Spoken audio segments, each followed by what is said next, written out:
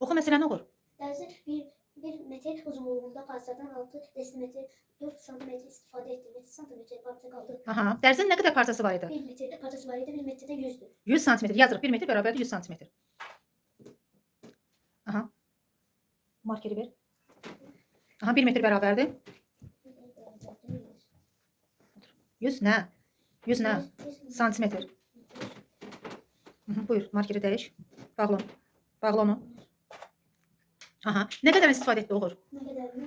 1 desimetr isə santimetrdir. 1 desimetrimiz 6 desimetr nə qədərdir? 6 desimetr 60. 60 santimetr. Nə qədər istifadə etdi? 60 desimetr 4 santimetr. Birlikdə nə qədər eləyir? 60'dan üstə gələcəm 4'dür. Neçə elədi? 64. Aha. 100 santimetr parçası var idi. 64 santimetr istifadə etdi.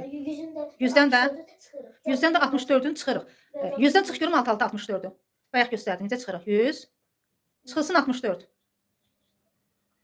Aha. Aha. Necə çıxacaq? Aha. Bunu əməliyyatı belə eləmişdik. Aha. Onu burada qalmışdı. Aha. Buradan da qoymuşduq. Burada da 10 qalmışdı. 10'la 4. Ondan da 4'ü çıxırıq 6 qalır. 6 qalır. Orada nə qalmışdı? Orada da 10 idi. Birini qoymuşduq. Nə qalmışdı? 9 qaldı. 9'dan da 6. 6 çıxırıq. Neçə eləyir? 20. Yox, 9'dan 6'ın çıxan neçə eləyir? 3 eləyir də 9'dan 6 çıxanda. 3. Cavab neçə elədi? 36 santimetr yazırıq. Yaz santimetrini. Oxuyaq məsələni. Yarısı 43 santimetr olan lentin uzunluğu 1 metrdən neçə santimetr qısadır? Yarısı 43 santimetr olan lent. Aha. 43. Birinci biz tapırıq bütöv bir lentin uzunluğu neçə santimetrdir? Yarısı 43-dürsə bütöv neçə santimetr olacaq? Keç o lövhənin qabağına. Aha. Yarısı 43-dür. Bütöv neçə santimetr olacaq oğul? 86. 86. Aha. Sonra nə edəcəyik? 100'dən santimetr 86. 100'ü necə tapdıq? Bir dənə izah elə onu. 1 metrdə 100 olur. 100 santimetr. 1 metrimiz 100 santimetrdir. 100'dən 86'ını çıxırıq. Buyur.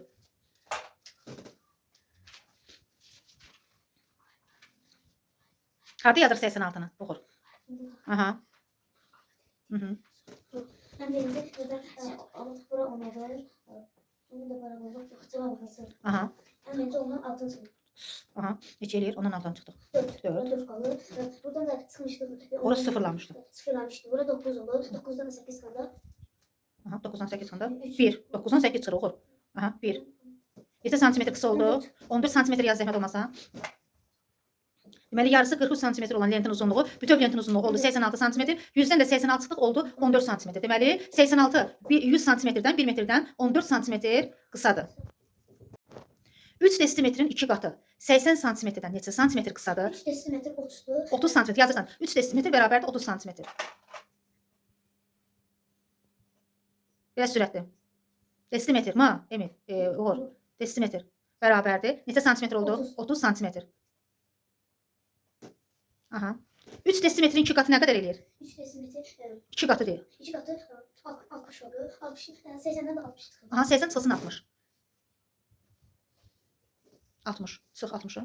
Sonra hesablayarsın. Birinci təklik hesablanır. Deməli 3 desimetrin 2 qatı 80 santimetrdən 20 santimetr qısadır. Santimetr yaz 20'nin yanında.